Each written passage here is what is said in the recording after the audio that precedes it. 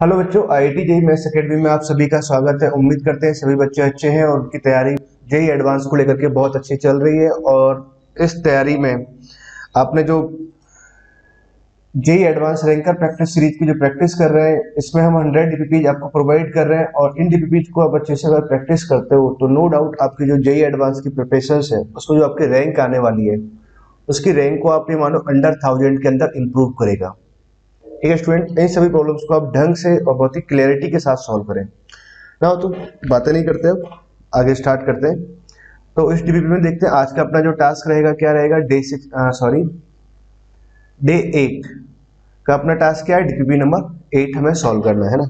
8वां दिन चल रहा है आज ना। ओके, तो इस डीपीपी का फॉर्मेट समझ लेते हैं। सिंगल करेक्ट हमारे पास कितनी प्रॉब्लम्स है, पहले 3 सिंगल करेक्ट प्रॉब्लम्स दी हुई हैं, 2 और उसके बाद 3 मल्टीपल करेक्ट प्रॉब्लम्स हैं। हमारे पास 2 पैराग्राफ है, सॉरी 1 पैराग्राफ है। Question number 7 and 8। अच्छा, ये वाला जो क्वेश्चन है ना एडिशनल आपको दिया हुआ है। मतलब क्या है कि क्वेश्चन जब मैं लिख रहा था, मतलब यहाँ से टाइप हो रहा था, तो इस क्वेश्चन को हटाने का फिर इच्छा नहीं हुई। ये क्वेश्चन क्यों हटाओ, एक तो इसको क्या नंबरिंग नहीं दिया, बस एडिशनल डाल करके छोड़ दिया कि आपको सॉल्व कर लीजिए। आपको तो सीखना है ना, लर्निंग फेज में हो आप, तो सीखो ना। तो इसलिए इसको नहीं हटाया मैंने ना। उसके बाद में 2 न्यूमेरिकल टाइप ऑफ प्रॉब्लम्स और लास्ट में इसका आंसर की है ना। तो स्टार्ट करते हैं प्रॉब्लम को। क्वेश्चन नंबर 1 सॉल्व करते हैं ना। तो पहला क्वेश्चन सॉल्व करते हैं, बहुत ध्यान से समझना है पहले क्वेश्चन को।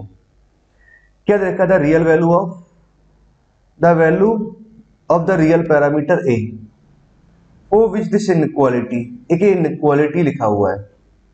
ये इनइक्वालिटी कैसा होना चाहिए, greater than equal to 0 is satisfied for all real value of x. X के हर एक वैल्यू के लिए कैसा आ रहा है, always greater than equal to 0 आ रहा है। ठीक बात है। Then the value of a is, तो मुझे ए का वैल्यू फाइंड आउट करना है। ठीक है। अच्छा, अब देखो इस वाले पार्ट को समझते हैं। पहले इसका मैं आपको रफ डायग्राम थोड़ा समझाता हूँ ना। ये पावर 6 का इक्वेशन है। पावर 6 का एक पॉलिनोमियल है और आपको पता है कि पॉलिनोमियल अगर इवन पॉलिनोमियल्स हैं तो उनका जो डायग्राम होता है रखते इस तरह का डायग्राम होता है ना, या फिर जो भी इसका डिग्री होगा उस हिसाब से कुछ इस तरह के डायग्राम्स होते हैं। अब क्वेश्चन ने क्या बोला है कि भाई इवन डिग्री पॉलिनोमियल है तो भाई डायग्राम कुछ ऐसे ऐसे ऐसे जा सकता है, बट उसने बोला है कि हमें ये वाला डायग्राम चाहिए, इस तरह का डायग्राम होना चाहिए। तो हाँ पॉसिबल तो है ना, एक एक इस वैल्यू के लिए, तो एक का इंटरवल क्या क्या होना चाहिए। नाउ अब समझते हैं प्रॉब्लम को सॉल्व करने का तरीका। अब देखो पावर 6 में यहाँ पर दे रखा है एक्स पावर 6 प्लस 1 है ना, -6 यहाँ पर कुछ आ रहा है और टर्म्स यहाँ पर आ रही है ना। ठीक है, तो बजाय इसको आगे ऐसे डील करने की, इसमें देखो एक बात समझो। जनरली क्या पावर 6 को डील करने का कोई खास तरीका हमारे पास में नहीं होता है, कोई खास तरीका नहीं होता ना। बट क्या आप कुछ लॉजिक लगा सकते हैं। लॉजिक क्या लगा सकते हैं कि एक बात आप इस वाले इक्वेशंस को अगर आप गौर से देखें, सर पहला और आखिरी का जो कोफिशिएंट है वो 1 1 है। इसका जो कोफिशिएंट है वो -6 है। इसका जो कोफिशिएंट है वो कितना आ रहा है, 12 12 आ रहा है। ठीक है, तो मैं एक काम करूं, क्यों ना इसको मगर मैं एक्स क्यू से अगर डिवाइड कर दूं, तो मैंने क्या किया, इसको डिवाइड बाई एक्स क्यू किया। समझना आप मेरी बात को। ठीक है, तो एक्स क्यू से अगर डिवाइड कराएंगे तो यहाँ एक्स क्यू बनेगा। ठीक है, माइनस ऑफ यहाँ कितना आ जाएगा, 6x² आ जाएगा, प्लस का यहाँ कितना आएगा, 12x आएगा। बात ठीक है। प्लस का a यहाँ से आया, प्लस का 12/x यहाँ से आ जाएगा और -6/x² और प्लस का 1/x³ आ जाएगा। ठीक है, ये आया। अब आपने क्या किया, जब इसको x³ से डिवाइड कर रहे हो तो भैया इसकी जो वैल्यू है पूरे एक्सप्रेशन की वैल्यू या तो ग्रेटर देन इक्वल टू 0 रहेगी या फिर लेस देन इक्वल टू 0 रहेगी। इट डिपेंड्स कि x कैसा था हमारे पास। अगर x पॉजिटिव है तो ठीक है, इनक्वालिटी के साइन पे कोई खास फर्क नहीं पड़ेगा। x अगर नेगेटिव है तो इनक्वालिटी के साइन पर फर्क पड़ जाएगा। ठीक है, x ग्रेटर देन 0 रहा होगा या फिर x less than equal to 0 रहा होगा। ठीक है, अच्छा अब देखिए x बराबर 0 कैसे सेटिस्फाई कर रहा है कि x बराबर 0 अगर यहाँ डालते हैं तो कैसा आ रहा है अपना 0 0 0 हो गया, 1 ग्रेटर देन इक्वल टू 0, मतलब x बराबर 0 तो सेटिस्फाई कर ही रहा है ना, कोई दिक्कत ही नहीं है। तो हमने क्या किया, 2 केस ले लिए, x पॉजिटिव और x नेगेटिव है ना। ठीक है, अब देखो बात को समझो कि ये जो एक्सप्रेशन लिखा हुआ है ये एक्सप्रेशन कैसा होना चाहिए। अब अकॉर्डिंग द क्वेश्चन, अब अपना जो नया क्वेश्चन बन गया है, ये ग्रेटर देन 0 होना चाहिए जब x पॉजिटिव हो, ये लेस देन इक्वल टू 0 होना चाहिए जब x नेगेटिव हो। मतलब कि जब x बराबर 0 के अराउंड की बात करें, 0 के बाद तो ये पॉजिटिव होना चाहिए, इस क्वाड्रेंट में जाना चाहिए, और 0 से पहले ये नेगेटिव होना चाहिए, मतलब यहाँ कहीं होना चाहिए, और जीरो भी आ सकता है, मतलब कुछ इस तरह से। ठीक है, अब ये एक्सप्रेशन कुछ ऐसे लिखा हुआ है। ओके, अब बात को और थोड़ा गौर फरमाते हैं। इस पूरे को मैंने क्या किया, थोड़ी देर के लिए एफ एक्स मान लेता हूं, और इस एफ एक्स में थोड़ा सा आप समझो पॉइंट को। लास्ट में पहले और आखिरी को आप देखो, ए क्यू प्लस बी क्यू लिखा हुआ है, तो इसको तो आप क्या लिख सकते हो, ए, या चलो मैं कंबाइंड करके लिखता हूं, पहले एक्स क्यूब इन पहले और आखिरी को कंबाइंड किया, इन दोनों को कंबाइंड करते हैं, तो -6 यहां से कॉमन लिया, x square plus of 1/x², यहां से इन दोनों को कंबाइंड करते हैं तो कितना आ जाएगा, 12x प्लस 1/x प्लस ए, ये आ जाएगा। सही बात है ना। अब आप बात को समझो, और एफ एक्स इसको डील करते हैं ना। अब क्या करते हैं, फॉर्मूला कुछ लगाते हैं ना। ए क्यू प्लस बी क्यू का फॉर्मूला आप क्या लगा सकते हो, एक्स प्लस 1/x का होल क्यूब, ठीक है, -3a/b, तो 3a/b कराएंगे तो x और 1/x तो यहां से आया, और साथ में कितना आएगा, a प्लस का b आ जाएगा, ये आया -6। यहां अगर इसको फॉर्मूला लगाएं तो इसको मैं क्या लिख सकता हूं, x प्लस 1/x का होल स्क्वायर -2 हमने यहां लिखा, plus of 12 x plus 1/x plus a। बात सही है, बिल्कुल एकदम सही है। अब एक काम करते हैं, x प्लस 1/x को मैं ले लेता हूं t, ठीक है। अब आगे की बात समझाते हैं। ये तो क्या बना हमारे पास, T cube -3t minus of ये t बना, तो ये कितना बन जाएगा, 6t²। इस माइनस साइन को अंदर ले गए अपना, +12 कर दिया, प्लस का 12t आ गया और प्लस a आ गया, ठीक है। अभी t का फंक्शन आया, लेट इसको y ऑफ t नाम दे दीजिए, ठीक है। मतलब हमने क्या किया, जैसे कभी भी पूरी मैथ्स में आप क्या करो, कभी भी आपको सब्स्टिट्यूट करना पड़ता है। जैसे मैंने सब्स्टिट्यूट किया है ना, x प्लस 1/x पे इसकी मैपिंग कर दी, इस पूरे फंक्शंस की यहाँ पे मैपिंग कर दी, तो t में आ गया, तो अब t का इंटरवल लिखो, तो ये t का इंटरवल, तो अब क्या आएगा, अगर मान लो x अगर पॉजिटिव हुआ तो t अपना कैसा होगा, 2 के इक्वल होगा या 2 से छोटा होगा, AMGM से समझ सकते हो आप लोग। x अगर नेगेटिव है तो t कैसा आ जाएगा, -2 के इक्वल होगा या -2 से छोटा होगा, ये बात रही। तो मतलब t जो आ रहा है एक्चुअली, अब ये जो एक्सप्रेशन है ये कैसा आ रहा है, 2 पर डिपेंड कर रहा है, 2 और -2 के अराउंड है ना। अगर 0 और -0 के बाद और 0 के पहले का डिस्कस करना है तो मतलब इसको मुझे कहाँ डिस्कस करना होगा, 2 और -2 के आजू बाजू, आजू बाजू मतलब 2 के बाहर और -2 से इधर इन्फिनिटी की तरफ और 2 से प्लस इन्फिनिटी की तरफ, इसको डिस्कस करना पड़ेगा ना। ठीक है, मेरी बात समझ में आई आपको। अब देखो इसको सिंप्लीफाई करते हैं, टी क्यू तो हमने यहाँ लिखा, -6t² यहाँ लिखते हैं, माइनस का 3t यहाँ से आ रहा है, प्लस का 12t यहाँ से आया, दिस इज 9t आया, ठीक है। और लास्ट में कितना आ गया, 12 प्लस ऑफ a यहाँ से आया, ठीक है, ये आ गया। अब ये वाला जो एक्सप्रेशन है ग्रेटर देन इक्वल टू 0 है, लेस देन इक्वल टू 0 पर बात करनी है। तो अब देखो कि ये वाला जो एक्सप्रेशन, तो t जब 2 के इक्वल हो, 2 से बड़ा हो, और t जब -2 से बड़ा हो, तो इसका रवैया कैसा होना चाहिए ना। मतलब ये पूरा जो एक्सप्रेशन है t पर चेक कर रहे हो, मतलब ये ग्रेटर देन इक्वल टू 0 होना चाहिए, जब ग्रेटर देन 0 होना चाहिए जब t कैसा है, 2 से बड़ा है, लेस देन इक्वल टू 0 होना चाहिए जब t कैसा है, -2 से छोटा होना चाहिए। तो हमें इस पर डिस्कशन करना है, मतलब क्यूबिक का डिस्कशन करना है कि 2 के बाद में, मतलब ये कैसा आना चाहिए, ये वाला, मतलब जैसे आप समझो बात को कि भाई ये वाला पूरा पोर्शन कैसा होना चाहिए, 0 होना चाहिए, मतलब 0 से बड़ा होना चाहिए x के हर एक वैल्यू के लिए ना, ठीक है। यहाँ पर ये बात लिखा हुआ है ना, तो x बराबर 0 पे तो बड़ा है ही, कोई सेटिस्फाई कर ही रहा है ना। अब क्या किया, 0 के बाद में है ना, अब 0 से पहले है ना, अब समझो बात को, समझाते क्या बोल रहे हैं, 0 के बाद और 0 के पहले, समझिए। अब इस क्यूबिक मतलब इस वाले ग्राफ की बात करें तो t के बाद में कैसा होना चाहिए, 2 के बाद में 0 से बड़ा होना चाहिए और -2 से पहले 0 के इक्वल या 0 से छोटा होना चाहिए, ये बात चल रही है, ठीक है। तो क्यूबिक का डिस्कशन करना होता है, तो क्यूबिक का ग्राफ वगैरह बनाना होता है, तो पहले एक काम करते हैं, उसको डिफरेंशिएट करते हैं, तो y डैश t निकाला, y डैश t कितना आ जाएगा, 3t² माइनस ऑफ 12t यहाँ से आया और प्लस का 9 यहाँ से आया, ठीक बात है, कहीं कोई गड़बड़ तो नहीं ना, 3t² यहाँ से आ गया, 9t यहाँ तक, ठीक है। तो 3 यहां से कॉमन आ रहा है, तो T square minus of 4t plus का 3 आया। बात सही है। मतलब 3 की अगर बात करें तो t माइनस 1 और t माइनस 3 इसके फैक्टर्स आ रहे हैं। मतलब कि अगर t बराबर 1 और t बराबर 3 पे अगर समझे तो प्लस माइनस प्लस, तो क्यूबिक इसके ग्राफ की बात कर रहा हूँ अभी, सिर्फ मैं नटसेल में इसके ग्राफ की बात कर रहा हूँ। मतलब एक रफ डायग्राम बताएं तो जैसे मान लो यहाँ तक इंक्रीज कर रहा है, इंक्रीज कर रहा है, फिर डिक्रीज कर रहा है, इसके बाद में फिर डिक्रीज करना स्टार्ट किया, डिक्रीज करना स्टार्ट किया और ऐसे इंक्रीज किया। मतलब इस तरह का रफ काइंड ऑफ ग्राफ बनेगा ना। ठीक है, बट आपको जो ग्राफ का जो डिस्कशन रखना है पूरा कहाँ रखना है, टी बराबर एक तो 2 के बाद रखना है, ये अपना इंपॉर्टेंट पॉइंट है। और एक मुझे डिस्कशन अपना कहाँ रखना है, टी बराबर -2 से पहले का है ना, -2 और -2 से पहले की बात कर रहे हैं ना। मान लेते कि -2 अपना कहीं पे भी ले लेते हैं, यहाँ कहीं ले लेता हूं मैं कहीं भी ना, टी बराबर -2 लिखा हुआ है। ठीक है, 3 है तो 2 तो इधर ही आएगा ना, अभी कहीं भी ले लो इस साइड ना। अब क्या बात समझो, अब क्या बोलना चाह रहा है कि ये जो अपना एक्सप्रेशन है, ये जो एक्सप्रेशन है पूरा की पूरा, ये t जब 2 से बड़ा हो, तो t जब 2 से बड़ा है, ये एक्सप्रेशन ऑलवेज कैसा होना चाहिए, पॉजिटिव होना चाहिए, 0 के इक्वल है, पॉजिटिव होना चाहिए।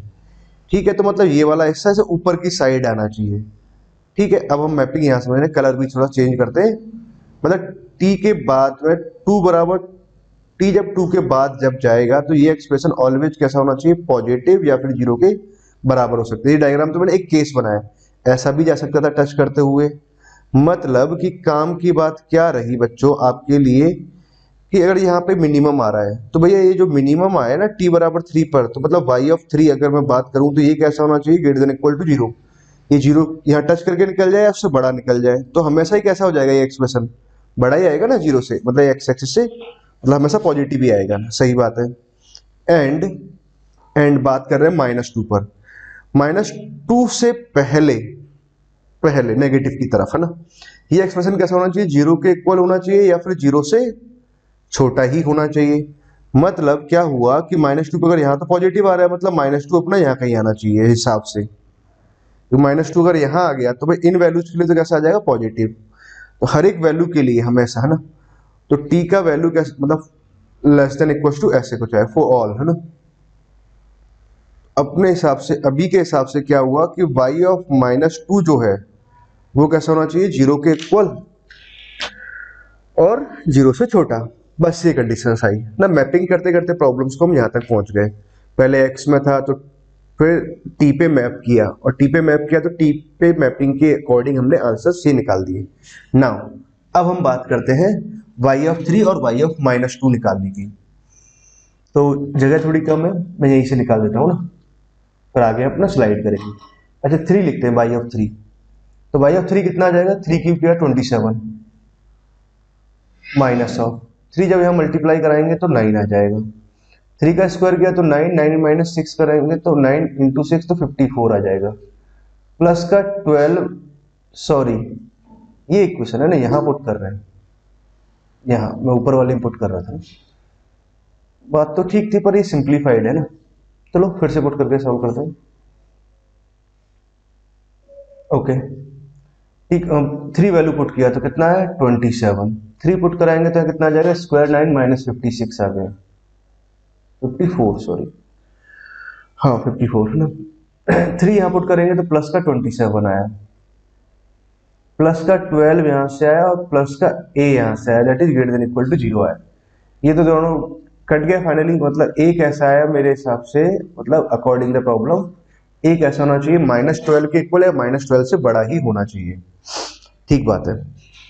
दूसरा पॉइंट y ऑफ -2, -2 हमने यहाँ पुट किया तो कितना है, -8, -2 जब यहाँ पुट कराएंगे तो कितना हो जाएगा, प्लस का 4, ठीक है, 4 को जब यहाँ मल्टीप्लाई कराएंगे -6 से तो -24, ठीक है, -2 पुट कर रहे हैं, ठीक बात है। -2 जब यहाँ पुट किया तो कितना आ जाएगा, -18 आ जाएगा, प्लस का 12 यहाँ लिखा हुआ है और प्लस a लिखा हुआ है, दैट इज कैसा होना चाहिए, लेस देन इक्वल टू 0 होना चाहिए। ठीक है, सिंप्लीफाई करते हैं, -6 यहाँ से आया, -30 बना, -30 -38 बना, तो ये a -38 less than equal to 0 होना चाहिए। मतलब a कैसा होना चाहिए, ए होना चाहिए लेस देन इक्वल टू 38 होना चाहिए। ये बात रही कहने वाली बात। अब हमारे पास में क्या आना चाहिए, ए का जो इंटरवल आया वो आया -12 से तो बड़ा होना चाहिए और 38 से छोटा होना चाहिए। ठीक है, this is our final answer. तो क्या आंसर दिया है इसने, ये चेक करते हैं। बी आंसर दे रखा है -12 से 38, सही है ना, बी करेक्ट है ना। क्लियर स्टूडेंट, आई होप आपको फर्स्ट प्रॉब्लम अच्छे से समझ में आया। बहुत ही बढ़िया और शानदार प्रॉब्लम्स है। तो ये सारी प्रॉब्लम्स को अच्छे से प्रैक्टिस क्यों करना चाहिए बच्चे, और दिन में आपको एक ही डीपीपी लगाना चाहिए। कारण क्या है कि आपकी जो रूटीन की प्रैक्टिस है, जो आप रूटीन में जो मेहनत कर रहे हो वो चलता रहना चाहिए, और रूटीन की मेहनत में थोड़ा सा आपको बूस्ट करने के लिए ये सब प्रॉब्लम्स दी गई हैं, जो मिसलेनियस टाइप ऑफ प्रॉब्लम्स हैं, ताकि आपका माइंड हर तरह से खुल जाए।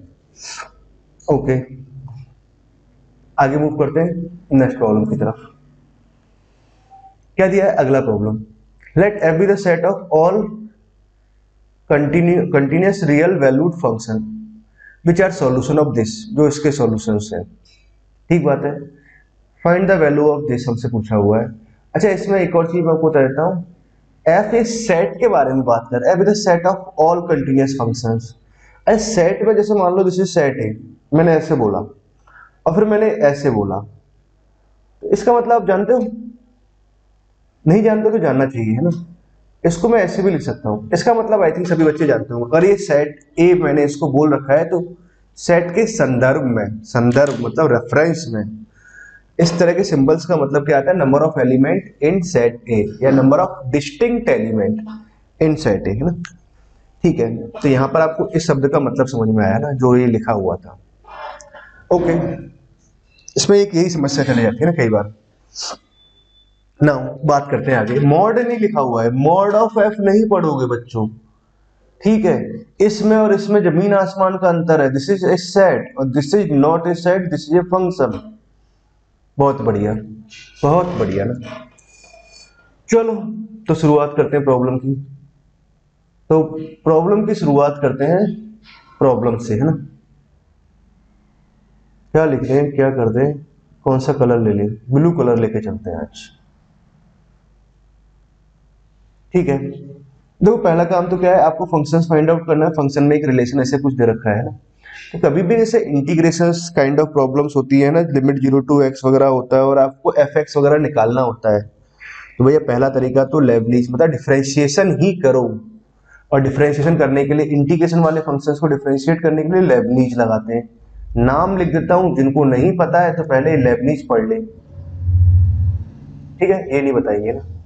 अब आपने इसको डिफरेंशिएट किया 2fx और यहां से आया f डैश x। ठीक बात है, 100 का डिफरेंशिएशन 0 आ जाएगा। पहले किसी वीडियो में डिस्कस कर चुका हूं ना, अगर आप कंटिन्यूसली देख रहे होंगे तो लेबनीज डिस्कस किया हुआ है। अपर लिमिट पुट करते हैं पहले तो हम, fx f डैश x, नहीं भी जानते तो अभी सीख जाओ। अपर लिमिट पुट करो, ठीक, fx minus of f dash x minus 1, t की जगह हमने अपर लिमिट पुट किया। फिर अपर लिमिट का डिफरेंशिएशन करते हैं, फिर माइनस लोअर लिमिट पुट कराएंगे और लोअर लिमिट का डिफरेंशिएशन तो कितना आ जाएगा, 0 ही आ जाएगा फाइनली। ये तो ठीक बात है, यहां तक की बात समझ में आई। अब देखो गौर करना, फरमाना, गौर फरमाना शुरू करें। F x F dash x, F x F dash x इस साइड लेके आए तो एक टर्म कट गया। ठीक है, इसको इधर लेके आए, F x plus sign of F dash x plus 1 बराबर 0। बड़ा अच्छे से आपको समझ में आ गया होगा कि ध्यान भी होना चाहिए आपको, a b plus b plus 1 बराबर 0। इसको मैं ऐसे लिख सकता हूँ, ए प्लस 1 बी प्लस 1।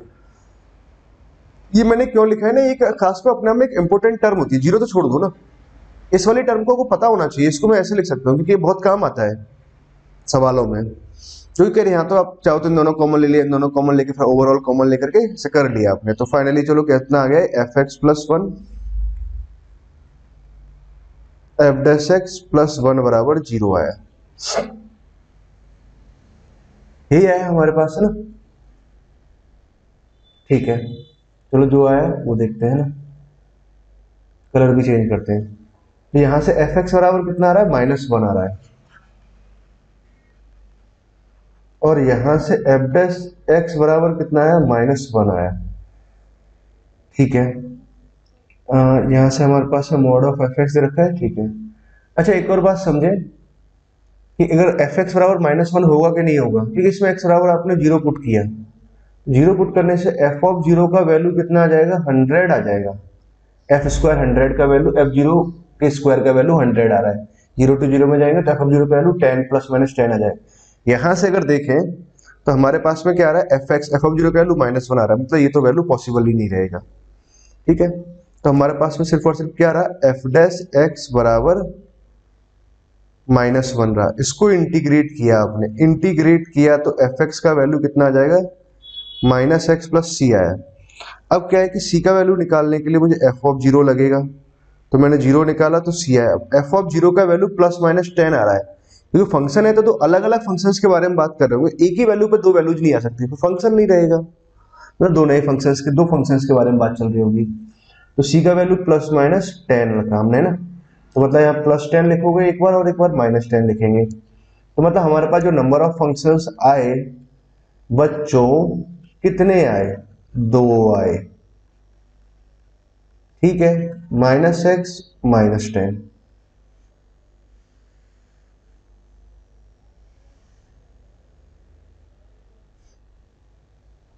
-x -10, हाँ ठीक है, दो नंबर ऑफ फंक्शंस है ना, ये आ गए हमारे पास फंक्शंस। अब आपसे पूछा एफ ऑफ 100 का मैग्नीट्यूड, दोनों में से पूछा है ना, एफ ऑफ 100 अगर मैं यहां से निकालूं तो कितना आ जाएगा, -90 आ जाएगा, और एफ ऑफ 100 अगर मैं यहां से कैलकुलेट करूं तो -110 आ जाएगा, ठीक है। सवाल में अगर हम समझे तो दो फंक्शंस आ रहे थे, एक तो 90 आ जाएगा, इसका मैग्नीट्यूड प्लस हो जाएगा, 110 हो जाएगा, ठीक बात है, उसका मैग्नीट्यूड -110 करेंगे तो मैग्नीट्यूड पॉजिटिव हो जाना है, ठीक है, ये आ गया। और नंबर अपॉन में नंबर ऑफ टर्म्स कितनी है, नंबर ऑफ जो सेट आ रहा है, जो फंक्शन क्या होना, set of all continuous function, उसमें नंबर ऑफ एलिमेंट कितने आए, मतलब नंबर ऑफ फंक्शंस कितने हैं, दो आए, तो बाई 2 किया, 190 210, तो ये तो फाइनली 100 आ गया है ना।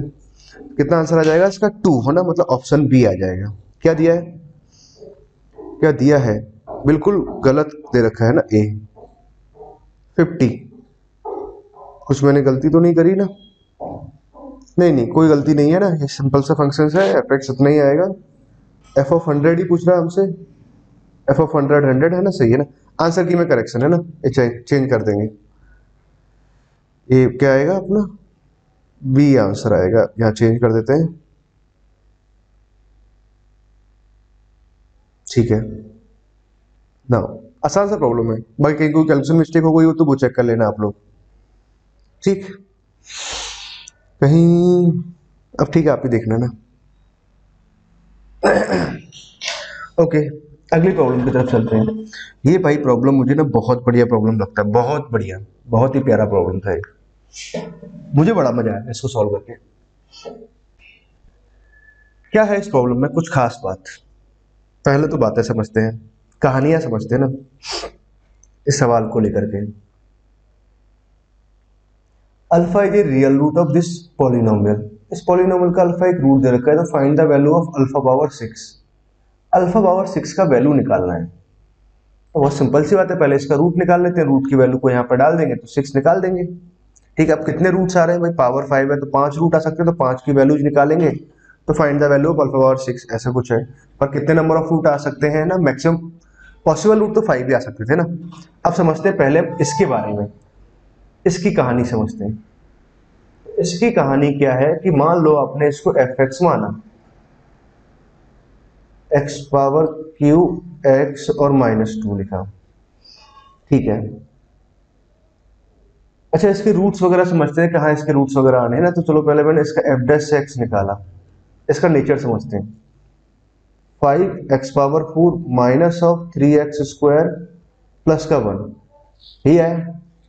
अच्छा ये x में क्वाड्रेटिक लिखा हुआ है ना, x² में क्वाड्रेटिक है, x² को t मानेंगे तो क्वाड्रेटिक, तो इसका d निकालें, तो इसका d कैसा आ रहा है, b², 9 - 4a, क्वाड्रेटिक का d निकालना हो ना, x² को t मान चुके हैं हम, 4, a का वैल्यू 5 और c का वैल्यू 1, तो d नेगेटिव आया, मतलब ये जो पोर्शन है कैसा लिखा हुआ, ऑलवेज ग्रेटर देन 0 लिखा हुआ है, मतलब F dash x greater than 0 है, मतलब कि जो एफ एक्स है वो कैसा है, इंक्रीजिंग है।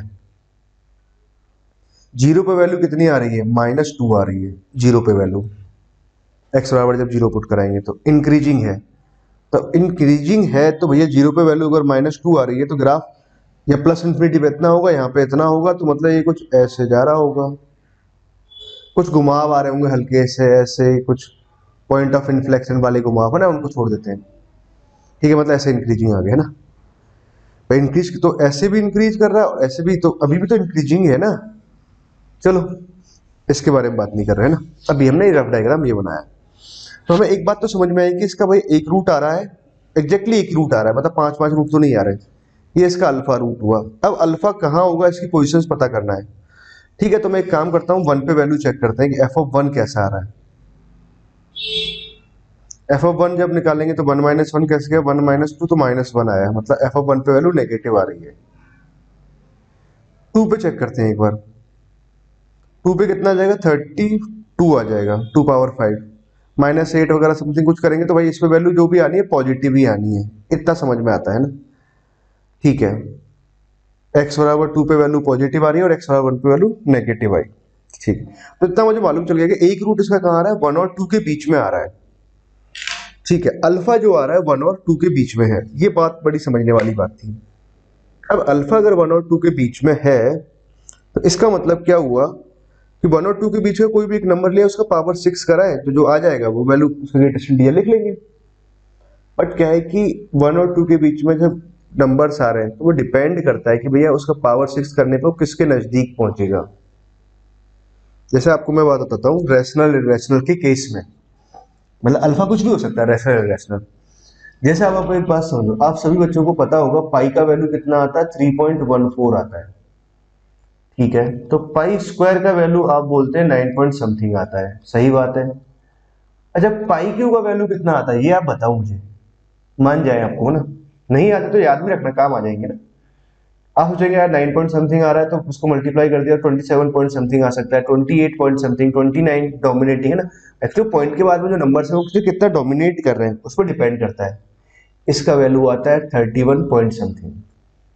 अच्छा, पाई पावर 4 की बात करें, पाई पावर 4 की बात, तो पाई पावर 4 जब आप जा रहे हो तो क्या किया आप लोगों ने, पाई पावर 4 में तो सोचा आपने 9 पॉइंट समथिंग, 81 पॉइंट समथिंग हो सकता है, 81 पॉइंट समथिंग का कितना जा सकता है, 82, 85, 90 कुछ जा सकता है, बट बेटा ये जाते जाते ना इतना पहुंच जाता है कि आप सोच ही नहीं पाते, ये 97 पॉइंट समथिंग होता है। ठीक है ना, याद रखना है आपको इन बातों को। चलो, तो यहाँ तक की बात आपको समझ में आई। तो हमें एक बात मालूम चला कि अगर अल्फा का मैं अंदाजे से अगर सोचूं कि 1.1 लगाते हुए या 1.6 लगाते हुए या 1.7 लगाते हुए पावर 6 का अगर मैं निर्णय लूं तो नहीं ले सकते, बात समझ में आई। ठीक है, अल्फा पावर 6 के बारे में जानते हैं ना।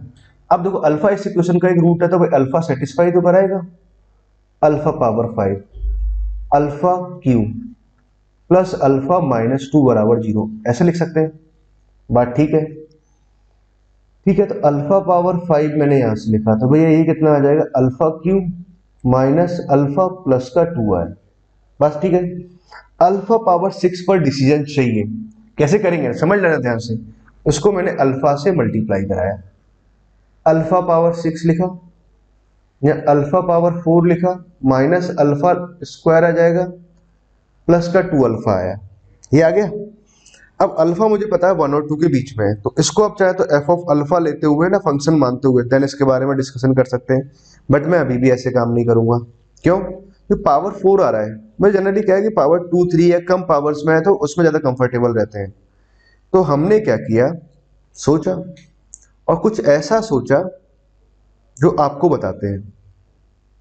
अरे यार चलो, तो मैं यही समझाता हूँ ना, यहाँ से मैं इसका ध्यान रखूंगा ना। देखो इसको मैंने क्या किया, अल्फा से ऊपर नीचे मल्टीप्लाई डिवाइड किया, यहाँ अल्फा पावर 5 बना, यहाँ अल्फा क्यू बना और यहाँ 2 अल्फा स्क्वायर बना, यहाँ अल्फा लिखा।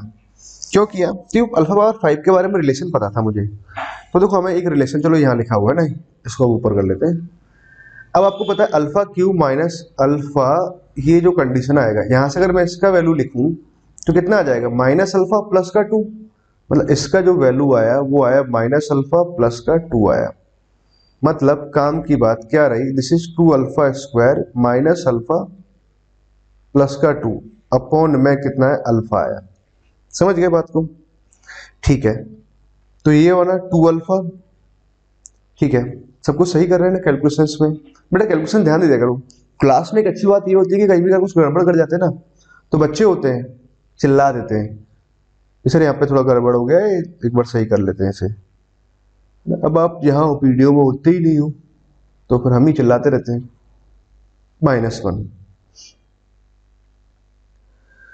ओके, 2 अल्फा यहाँ पे 2 अपॉन अल्फा -1 यहाँ से आ गया, ठीक बात है ना? ठीक है, और अल्फा हमारे पास कैसे वेरी कर रहा है, 1 से लेकर के 2 तक के बीच में वेरी कर रहा है, और 1 और 2 के ओपन इंटरवल में। अब आपको अल्फा पावर 6 के बारे में पता लगाना था, ठीक है। अब देखो ये वाला जो फंक्शन है ना, इसके बारे में तो मैं बहुत अच्छे तरीके से जानता हूँ। कैसे जानता हूँ मैं? जो x प्लस 1/x पता है, x प्लस 1/x का आपको नहीं पता है ना ग्राफ, तो पता कर लो आज आप।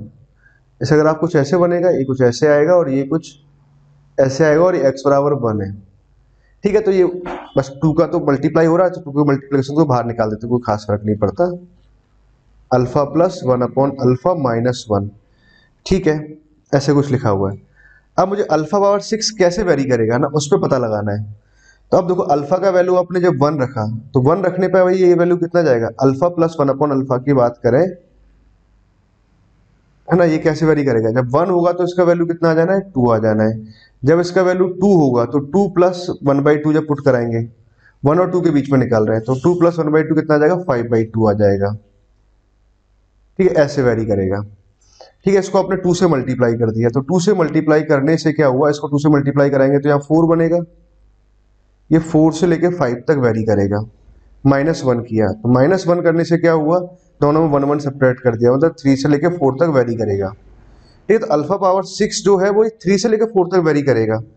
तो ये बात अगर आपको समझ में आई, तो इसका ग्रेटेस्ट वैल्यू कितना आ जाएगा, 3 आ जाएगा। ठीक है स्टूडेंट्स, ओके, बहुत ही बढ़िया है ना। तो इसका आंसर कितना आएगा, ग्रेटेस्ट वैल्यू 3 आएगा। आंसर इसका 3 मतलब सी ऑप्शन दे रखा है आंसर की में। कोई करेक्शन, अरे यार इसमें करेक्शंस बहुत दे रखे हैं मैंने, ठीक है, वो नहीं आएगा, 3 ही आएगा ना। अगर आपको अच्छे से क्लियर हुआ ना ना, आगे चलते हैं अपना नेक्स्ट प्रॉब्लम की तरफ। क्वेश्चन नंबर 9, भाई मुझे बहुत ही बढ़िया प्रॉब्लम लगा, बहुत ही अच्छा प्रॉब्लम। जब मैंने प्रॉब्लम सॉल्व किया था ना, तो बहुत टाइम भी लगा मुझे, और धीरे धीरे करते करते करत करत अभ्यास सीख ही जाते हैं ना। बहुत टाइम पहले की बात थी ये, वंश अगो, है ना। आई थिंक आज से 5-6 साल पहले ही प्रॉब्लम देखा था मैंने, और आजकल अभी प्रॉब्लम, क्या ठीक है, शायद जब मैंने कभी देखा था तो ये किसी टेस्ट पेपर के अंदर ही था ना। चलो बात करते हैं इसके बारे में, इसका लिमिट निकालते हैं। एक्स अगर 1 को अप्रोच कर रहा है, तो ये इन्फिनिटी को अप्रोच कर रहा है, ये इन्फिनिटी को अप्रोच कर रहा है। इन्फिनिटी माइनस इन्फिनिटी है, मतलब पक्का ये क्या है, इनडिटर्मिनेट फॉर्म, आईडीएफ है ना, आईएफ ही बोल देते हैं, इनडिटर्मिनेट फॉर्म है। इसका लिमिट निकालना है। अब इन्फिनिटी माइनस इन्फिनिटी में कभी भी हम प्रॉब्लम को सॉल्व नहीं करते। पहली बार, तो पहला काम तो क्या होना चाहिए, इसको 0.0 बनाओ या इन्फिनिटी अपॉन इन्फिनिटी बनाओ। पहला काम क्या बोला मैंने, पहला काम 0.0 बनाओ या इन्फिनिटी अपॉन इन्फिनिटी बनाओ, तभी प्रॉब्लम को सॉल्व कर पाओगे। Very good. एक बात, चलो आप लोगों को मैं ये तो नहीं बता रहा कि 0.0 बनाने के बाद जब सॉल्व करेंगे तो देखो काफी, फिर आपको एल हॉस्पिटल रूल वगैरह लगाना पड़ता है ना, तब जाके इसको सॉल्व करोगे ना, और काफी काफी बार लगाना पड़ेगा ना, तब जाकर के आप सॉल्व कर पाएंगे। बट इस प्रॉब्लम में एक खास बात समझो, x टेंड्स टू 1 है और 1 माइनस एक्स दे रखा है। अगर मान लो कि मैं लिमिट को x को अगर मैं इसमें 1/x से रिप्लेस कर दूं, मान लो इसका लिमिट l है, एग्जिस्ट कर ही रहा है x a, x tends to 1, 100, 1 minus of x power 100, 50 और 1 minus x power 50।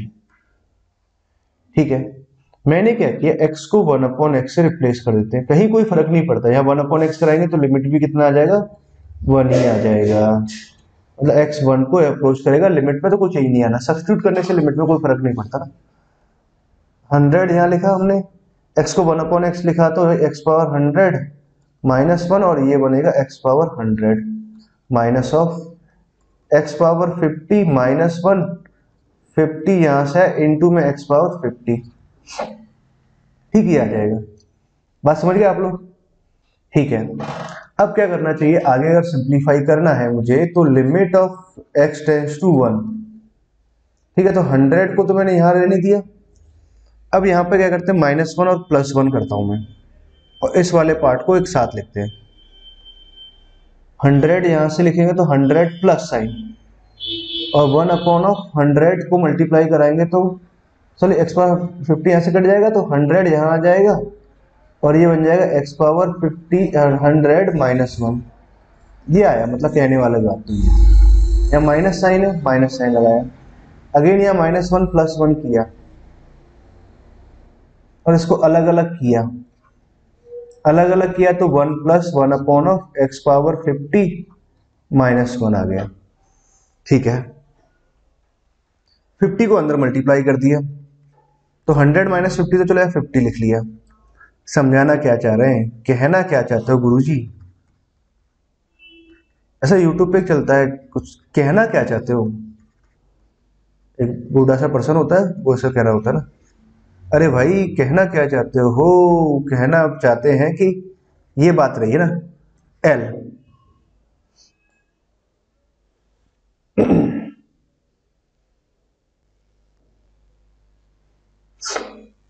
X power 100, ठीक है ना।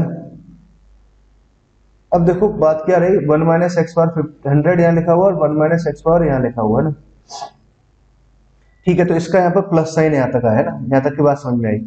अब देखो प्लस साइन तो यहाँ लिखा, पहले में क्या लिख रहा है हमारे पास, 1 - x पावर 100, तो यहाँ पर लिखा हमने 100 माइनस साइन यहाँ से एक कॉमन ले लेता हूँ मैं ना।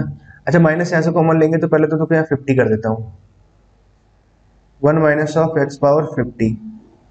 ठीक है, यहाँ से माइनस साइन कॉमन लेंगे तो यहाँ -100 कर देते हैं, और यहाँ 1 - x पावर 100 कर देते हैं। ओवरऑल से अगर मैं माइनस साइन कॉमन लूँ तो ये क्या है, ऊपर वाला टर्म बन जाएगा ना, ऊपर वाला टर्म बन जाएगा, मतलब वो एल वाला पार्ट बन जाएगा, यहाँ से माइनस साइन कॉमन लेंगे तो भैया कहना ये चाहते हैं बच्चों, अल्टीमेटली हुआ क्या था, सारी जुगाड़ विद्या फिट बैठी और ये L - L बनता था, और 2L बराबर कितना आता है, 50। तो L बराबर आता है 25, L बराबर अगर 25 आया तो भैया 25A, जब 25 आया तो A का वैल्यू कितना आएगा, 5 आएगा, ये अपना आंसर आएगा।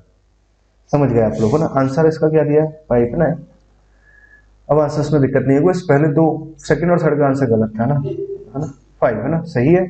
लास्ट का आंसर 10 का 4 है ना। चलो ठीक है, 4 तो कितना टाइम हो गया है, 135। 4 फटाफट बता के खत्म कर देना।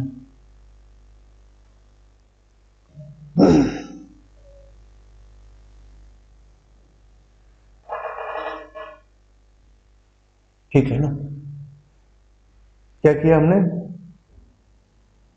ओके पैराबोला क्या दे रखा है, फटाफट समझो उसको, y square equal to 4x भी है, गिवन पैराबोला दे रखा है, वेरिएबल कॉर्ड दे रखा है, cut the parabola at P and Q है ना। ठीक है, see with the vertex of parabola दे रखा है, एक बढ़िया सा पैराबोला है हमारे पास में, ये वाला पैराबोला। ठीक है, एक कॉर्ड है हमारे पास, ये वाली कॉर्ड ले ली, यहाँ P पॉइंट पे कट कर रहा है, यहाँ Q पॉइंट पे कट कर रहा है। ठीक है, and locus of the point of intersection of tangent P and Q ना, मान लो P पर ऐसे गया टेंजेंट, Q पर एक ऐसे टेंजेंट गया, इनका जो पॉइंट ऑफ इंटरसेक्शन है वो कहां पर आ रहा है, x इक्वल टू -1 की लाइन पर आ रहा है। पैराबोला है y square equal to x, तो 4a, a का वैल्यू कितना आ जाएगा, यहाँ से 4x कराएंगे तो a का वैल्यू 1/4 आ जाएगा। तो डायरेक्ट से आया, डायरेक्ट से यहाँ कहीं आ रहा है ना। तो minimum area of the triangle PCQ, PQ और C वर्टेक्स दिया उसने है ना। अब कलर चेंज करते हैं, ये ट्राइंगल, ये दे रखा ट्राइंगल का मिनिमम एरिया, मतलब किसी पर्टिकुलर केस में ये एरिया मिनिमम आएगा तो वो मिनिमम एरिया आपको फाइंड आउट करना है। तो पहला काम तो इसे कोऑर्डिनेट मान लेते हैं T1, इसके कोऑर्डिनेट T2 मान लेते हैं। ठीक है, इस पॉइंट के कोऑर्डिनेट कितने आ जाएंगे, ये याद रहना चाहिए आप लोगों को, A T1 T2, A T1 + T2। यहाँ से आपको एक बात तो मालूम चली कि x का वैल्यू कितना आ रहा, a आया, तो यहाँ से हमें ये मालूम चला कि A T1 T2 का वैल्यू कितना आ जाएगा, -1 आएगा, पहली बात। दूसरी बात, अब एरिया आपको मिनिमाइज कराना है तो पहले एरिया के लिए ही सिंबल लिखते हैं। तो एरिया भैया कितना आ जाएगा, तीनों वर्टेक्स जब आपको पता है तो हाफ ऑफ 001, यहां से आएगा a t1 square 2a t1 comma 1 a t2 square और 2a t2 1, ठीक है ना, ये आ जाएगा। चलो कैसे भी लिख सकते थे ना, हाफ तो हमने यहां लिखा, a यहां से कॉमन आया 2a यहां से कॉमन आया तो 2a स्क्वायर तो हमने पहले यहां लिखा। चलो तो एक काम करते हैं, डायरेक्ट इसको 1 के अगर खोल देते हैं ना, 0 तो ऐसे जब 0 हो जाएगा, इसको जब लिखेंगे तो t1 स्क्वायर इंटू t2 और t2 स्क्वायर इंटू t1 ऐसे कुछ आ रहा होगा, मतलब मॉड वगैरह का भी ध्यान रखना है, एरिया पॉजिटिव आना है ना। तो हाफ तो यहाँ से कैंसिल हो जाएगा, तो यहाँ a आया, मतलब अल्टीमेटली यहाँ आया t1 t2 का मॉड लिख लेते हैं और यहाँ t1 माइनस t2 का मॉड लिख देते हैं। t1 t2 कितना आ रहा है, t1 t2 का मैग्नीट्यूड, t1 t2 आ रहा है हमारे पास में, a t1 t2 का वैल्यू कितना आ रहा है, -1 आ रहा है, इसको भी अंदर ले जाओ तो मतलब माइनस से कट के मतलब ये तो +1 हो गया, मतलब फाइनली कितना लिखा हुआ है, mod of t1 minus t2 लिखा हुआ है। अब t1 माइनस t2 लिखा हुआ तो इसमें भी देखो एक बात समझो, t1 यहाँ है, t2 का वैल्यू निकाल के पुट करते हैं, कितना आ रहा है t2 का वैल्यू, a का वैल्यू कितना आ रहा है 1/4 आया, 1/4 यहाँ पुट किया तो t1 t2 का वैल्यू -4 आया, t2 का वैल्यू आ जाएगा -4/t1 तो प्लस का 4/t1, ठीक है, तो ये आया है ना। अब क्या AMGM से अगर देखें तो बच्चों इसका वैल्यू कितना आ जाएगा, 2 टाइम्स ऑफ रूट AB, तो t1 4t1 तो कट गया, कटने के बाद में यहाँ से कितना आ जाएगा 2 आ जाएगा, स्क्वायर रूट 4 आया, तो डेल्टा जो आएगा वो ग्रेटर देन इक्वल टू 4 आएगा। कहीं इसमें भी गलती करिए क्या, m है तो वैल्यू ऑफ दिस ना a t1 स्क्वायर है ना,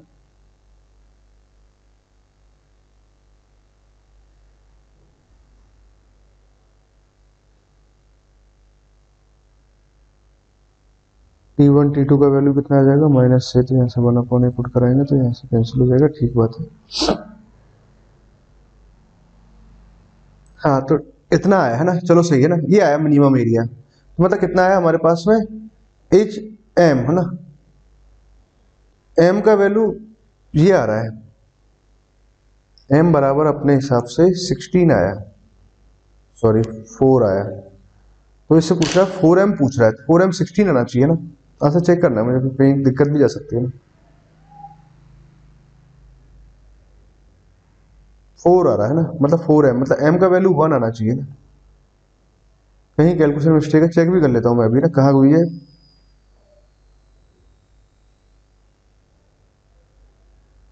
Y square equal to 4ax, तो 4a बराबर कितना आ जाएगा 1 आ जाएगा, यहाँ से वाई स्क्वायर तो t1 t2 तो a t1 square comma 2a t1 तो a t1 t2 यहाँ से आ जाएगा, यहाँ पर आ जाएगा a t1 t2 बराबर कितना आ जाएगा -1 आ जाएगा, ठीक है, तो a t1 t2 बराबर कितना है, a का वैल्यू 1/4 डाल दिया, t1 t2 का वैल्यू -4 आ गया, ठीक बात है ना। यहाँ से a कॉमन लेंगे तो यहाँ से 2 कॉमन लेंगे तो 2a स्क्वायर यहाँ से आया, एरिया ऑफ ट्राइंगल यहाँ से लिखा फास्ट, ठीक है, t1 square 1 into t1 square into t2 लिखा, -t2 स्क्वायर इंटू t1 यहाँ से आ जाएगा, तो t1 t2 यहाँ से कॉमन ले लिया और t1 माइनस t2 का मोड आ जाएगा, t1 t2 का वैल्यू कितना आ रहा है, यहाँ कहीं लिखने में गड़बड़ी कर रहे हैं ना।